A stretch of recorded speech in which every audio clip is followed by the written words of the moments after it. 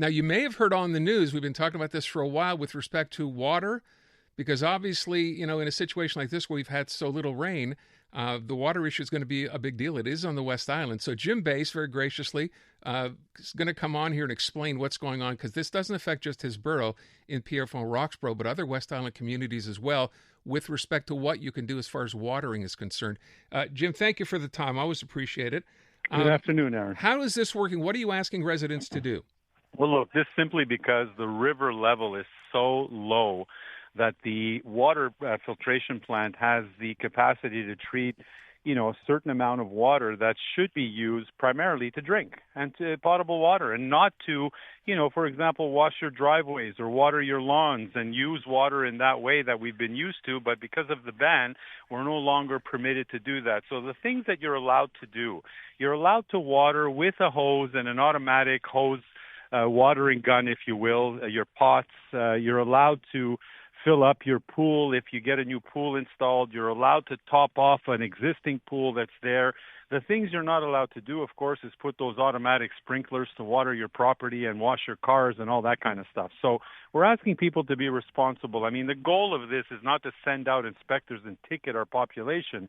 It's to educate them and make them understand that water is really low, and we're in a situation now where we have to make sure that we respect what the authorities are telling us. So no watering your grass, no washing your car, that can wait until the situation changes. I know we have rain in the forecast tomorrow, at least from what I'm seeing. It's a 60% chance right now.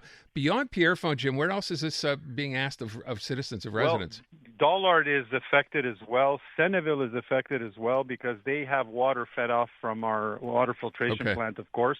But, this is only a matter of time before other communities throughout do the same thing because, water is at an all-time low here. And if you go into our riverfront area, just to give you an example, water crests at some of these streets. And if we don't put protection 3 or 4 months ago, we would have been flooded everywhere. Yeah. And now if you go there, it's unbelievable when you stand at these edges of the streets and you look down and you say, oh, my gosh, how is the river so low? So this is why this is happening. And, they're not projecting a lot of rain, Aaron. I don't think that with the few millimeters that's projected tomorrow, it's going to change anything. We just have to keep on top of it. And we thank the media outlets like you guys and the press that was there in Pierrefonds today to spread the news because not everybody is connected to social media.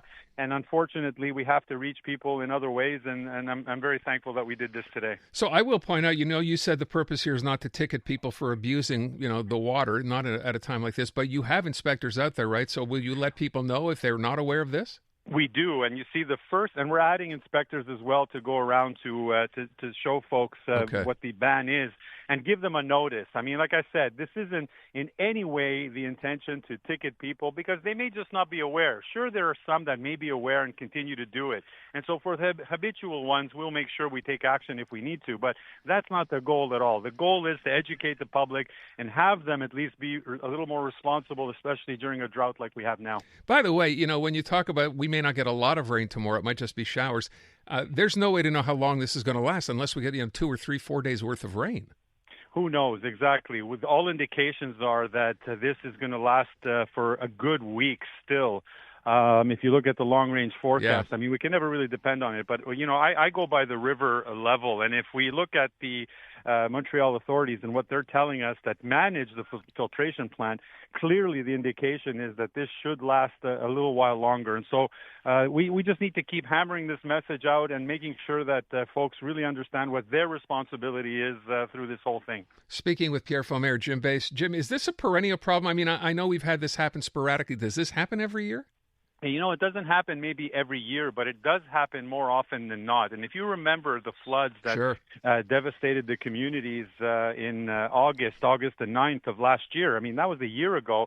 And imagine the rain that we had then. And now it's a year later and we're a complete drought. Climate change being what it is, we have these weather episodes, whether they're through the winter, the spring, or even now with these extreme heats.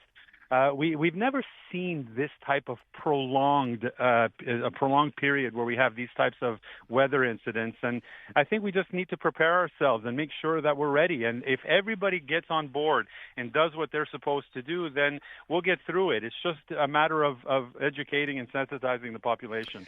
Jim, I thank you. I appreciate it. And we'll keep people on top of this as well. Thanks so much.